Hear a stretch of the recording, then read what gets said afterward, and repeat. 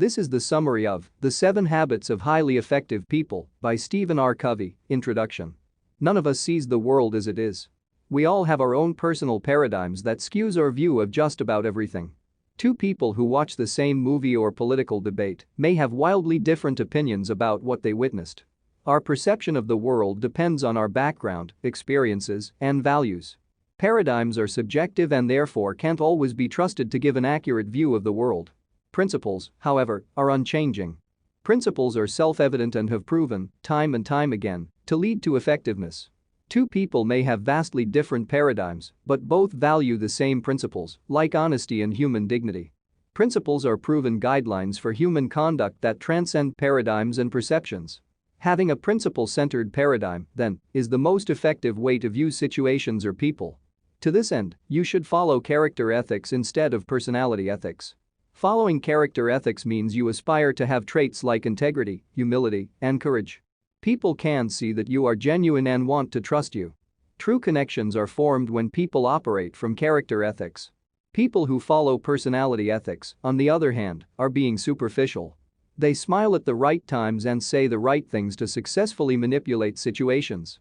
There is no meaningful substance behind the actions of those following personality ethics. Each of the 7 habits of highly effective people is based in character ethics, the fundamental principles of human success. Our true character is made up of the things we do without thinking, our habits. In order to be effective, we must form 7 new habits. 1. Be proactive. Take responsibility for your own actions. 2. Begin with the end in mind. Design your life with intention. 3. Put first things first. Focus on your core values. 4. Think win-win. Seek a paradigm of cooperation. 5. Seek first to understand, then to be understood. Learn empathic listening. 6. Synergize. Discover new results with creativity and vulnerability. 7. Sharpen the saw. Consistently renew yourself and strengthen your habits. The first 3 habits will take you from dependence to independence. This private victory leads to a stronger character and more self-confidence. The next 3 habits will take you from independence to interdependence, the public victory. This allows you to heal broken relationships and communicate effectively with others. The final habit allows you to renew yourself, maintain your new paradigm, and continue to grow. These habits take an inside-out approach. We must change ourselves before we can change anything or anyone else. Habit 1. Be proactive. The foundational habit of effectiveness is proactivity. Being proactive means taking responsibility for your own life. It is the recognition that your behavior is a decision you make, not something controlled by outside forces. It is acknowledging that being responsible is just that, responsible. The other end of the spectrum is reactivity, letting physical or social environments dictate your actions and choices. Reactive people depend on outside input to respond. Proactive people respond according to their carefully selected values. They are still affected by outside stimuli, but their responses are more effective. Take note of the language that you use. Reactive language removes all responsibility while proactive language acknowledges it. My boss makes me angry. Your boss is responsible for your emotional state. Or I am angry right now, I chose to feel this way. Reactive language reinforces the idea that we are a product of our feelings, which are controlled by outside forces. Proactivity, on the other hand, places values above feelings. In order to be more proactive, imagine that everything you care about is in a circle called the circle of concern. We all have plenty of things that concern us: problems at work, our health, our finances, the safety of our community and country. We have more control over some of these things than others. Separate out the issues that you can control from those you can't. The new circle of things you can control is called the circle of influence. Reactive people focus on the larger circle of concern. They spend a lot of negative energy on things they can't control. Proactive people focus on their circle of influence. They spend positive energy on things that they can change or affect, and they accept that some things are out of their hands. Habit 2. Begin with the end in mind. All things are created twice, whether by design or by default. Consider the example of building a house. The house is first created in the mind through planning and blueprints, and then it is created a second time in the physical sense. The same is true of how we live our lives. Everyone is living out their second creation, whether they spent time actively defining their goals or code of conduct or not. How we react to situations is always a product of our planning, or lack thereof. Habit 2 is all about making sure your first creation is chosen by design, not by default. This means proactively selecting your core values. The best way to clarify your core values is to begin with the end in mind. When you have reached the end of your life, what do you want to have been your highest priority? Only when you are clear on your values can you be sure that your paradigm, out of which your actions and behaviors flow, aligns with them. Habit 3. Put first things first. If habit 1 is about taking responsibility as the creator of your own destiny, and habit 2 is about how to shape the first creation, it is only logical that habit 3 focuses on the second creation. Habit 3 is the continual decision to follow your values and practice self-management in order to become effective. It is the day-by-day exercise of independent will. Habits 1 and 2 are the leadership, and habit 3 is the management. Just as self-awareness is the key to achieving the first two habits, recognizing and engaging your independent will is the key to achieving the third. Rather than acting on impulse, our independent wills allow us to have effective self-management, choosing to do the things we may not necessarily want to do, but that fulfill our long-term goals and align with our values and mission statement. Effective people put first things first, they intentionally choose their values and put them above all else. Great self-managers are excellent at managing their time. To get through all the activities in your day, you must focus on the urgent and the important tasks. Urgent matters require immediate attention, though they're not necessarily important to our overall core values. Important matters require proactivity. These are the things you must choose to do in order to reach your goals. They are often not urgent and require intention to complete. Most people get caught up in tasks that are, or at least seem, urgent and leave their long-term goals by the wayside. The key is learning when to say no to non-important tasks and when to delegate urgent tasks to others. Paradigms of interdependence. The first three habits facilitate growth from a dependent person to an independent one. This is the private victory. The next three habits take us through another phase of development, from independence to interdependence.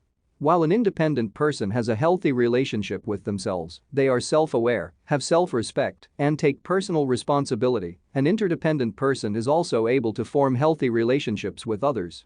When thinking of interpersonal relationships, it is helpful to treat them like a bank account. The balance of the account is composed of trust. Every time we do something principle-based, like behave kindly or keep our commitments, there is a deposit to the trust balance. But, when we go against our principles by behaving with dishonesty or disrespect, we withdraw from the balance. The balance requires continual deposits in order to keep the relationship healthy and trustworthy. This is especially true in close relationships like marriage, where you may be withdrawing from the trust balance without even realizing it. The first three habits are prerequisites to the next three, which constitute the public victory. Habit 4, think win-win. As soon as you move from independence to interdependence, you are a leader. It doesn't matter what your actual title or role is in life, you could be anything from a parent to an accountant. You're a leader no matter what because you have the capacity to influence other people. An effective leader requires a healthy philosophy of human interaction. This philosophy will be the paradigm through which you see every decision, conversation, and result. There are 6 main philosophies of interaction. 1. Win-win, there can be a mutually beneficial resolution. Everyone can come out of the agreement feeling that their needs are met. 2. Win-lose, this is the paradigm of competition. If you win, the other party must lose. 3. Lose-win, you seek to let others win in order to gain approval. 4. Lose-lose, no one comes out on top. This scenario happens when someone wants to ensure mutual destruction. 5. Win, those who adhere to this philosophy don't necessarily want the other party to lose, they simply don't consider the outcome for the other party at all. 6. Win-win or no deal, everyone agrees that if they can't find a mutually beneficial resolution, there will be no agreement at all. Thinking within the paradigm of win-win is an essential habit of effective interpersonal leaders. This philosophy is not easy because many people don't believe it's even possible, especially if they have been raised to believe in win-lose. There are 5 aspects to the win-win paradigm that are essential for creating and maintaining it. First, character is the foundation of believing in win-win. More specifically, 3 character traits are required. Integrity, this trait is all about following your values, which is essential to define what a win looks like for you in this scenario. Maturity, you must find the balance between courage and consideration. Win-win is not an either-or scenario. You must be both kind and brave to achieve mutual benefit. Abundance mentality, the understanding that there is plenty for everyone. The other party's gain does not have to be your loss. Second, relationship building is an integral aspect of win-win. You cannot form this kind of agreement unless there is a high balance in the trust account. Third, agreements are essential to win-win scenarios. Agreements define the parameters, guidelines, and goals. In win-win agreements, the focus is on results as opposed to methods. Fourth, a win-win agreement can only survive in a system that makes it possible. If you say you want a win-win, but your rewards say otherwise, win-win cannot exist in that system. For example, if you want cooperation among all of your children, but you say that the child who cleans their room the fastest wins an ice cream, you are actually breeding competition instead of cooperation. Finally, you need the proper processes in place in order to implement a win-win. You cannot simply tell people that it will be a win-win scenario, the solution depends on the process. Thinking win-win is not simply a strategy, but a paradigm of human interaction. Habit 5, seek first to understand, then to be understood. Effective interdependence requires open, honest communication with others. The problem with communication is that, while we are taught to speak and to write, we are not usually taught how to listen. Listening is equally important in effective communication, but true listening is more than just hearing what someone says, it is understanding who they are and what they mean. Seek first to understand, then to be understood. This is a paradigm shift for most people. It is much easier and more common to seek first to be understood. As we listen to other people, it is easy to hear them through our own perspectives. Then, we rush to give advice or a solution when we haven't even understood the problem. It's like a doctor trying to prescribe a treatment before diagnosing the patient. Before we can truly influence someone with our counsel or our point of view, we have to first understand them, and we cannot understand them until we practice empathic listening. Empathic listening is the act of listening to someone with the sole desire of understanding them. You are not listening to change minds or to advise them, although this may come later. You are simply trying to see the world through their paradigm. This type of listening is very powerful because it adds huge deposits to the trust balance. Often, when we intend to make a deposit into the trust balance, we are assuming that the other person has the same needs that we do. In reality, a deposit in your eyes may be a withdrawal in theirs. But the desire to be understood is universal. Thus, genuine empathic listening is always a deposit. With non-empathic listening, you will usually respond in one of 4 ways. You will evaluate by agreeing or disagreeing with them. You will probe them with questions based on your own frame of reference. You will advise them based on knowledge from your own experiences. You will interpret their behavior by projecting your own behavior onto them. These types of responses have become such a habit that we may not even realize we're doing them, and they fail to bring us a true understanding of what the other person is feeling or saying. Empathic listening involves not only hearing what the person is saying, but also watching how they behave and speak. You are paying attention to their body language and their feelings. Empathic listening involves both the heart and the mind. Both logic and intuition are working toward understanding. Now that you truly understand the person you're interacting with, you can move on to the second step of Habit 5. Now, you, too, must be understood. Habit 4 says that maturity is the marriage of courage and consideration. In this context, seeking to understand is the consideration, while being understood is the courage. It often requires vulnerability and openness to share how we feel with others. Habit 6, synergize. Synergy means that the whole is more than the sum of its parts. It means that when people come together to problem solve, create, or plan, they can develop a result that is far greater than what any of them could have done alone. Synergistic communication occurs when people open their hearts and minds to new ideas. They recognize the great possibilities that are available within vulnerable cooperation. When trust and cooperation are high, the result is synergy. A desire to understand and row together drives the interaction. Not only do those involved desire a mutually beneficial outcome, they desire to create a new solution together and strengthen their relationships. At its core, synergy is valuing and respecting the differences in others. It allows everyone to work together by utilizing everyone's different strengths and compensating for weaknesses. Those who believe in the power of synergy recognize that there is no benefit in sameness because if everyone shared the same paradigm, we would never learn anything new. Synergy is essential when change is desired. No matter the specific details, there will be both positive and negative forces debating the change. Imagine a manager who wants a more open, communicative team that works together to solve problems, but the employees are highly competitive. Their win-lose mentality is the negative force preventing change. Habit 7, sharpen the saw, principles of balanced self-renewal. Imagine a lumberjack cutting down trees. He labors all day, becoming increasingly exhausted. A bystander suggests that the lumberjack sharpen his saw to make the work easier. But the lumberjack replies that he can't sharpen the saw because he is too busy sawing. The final habit of effective living is taking the time to sharpen the saw because that will make everything easier down the line. You must strengthen the first 6 habits by continually renewing yourself. You are your own greatest asset.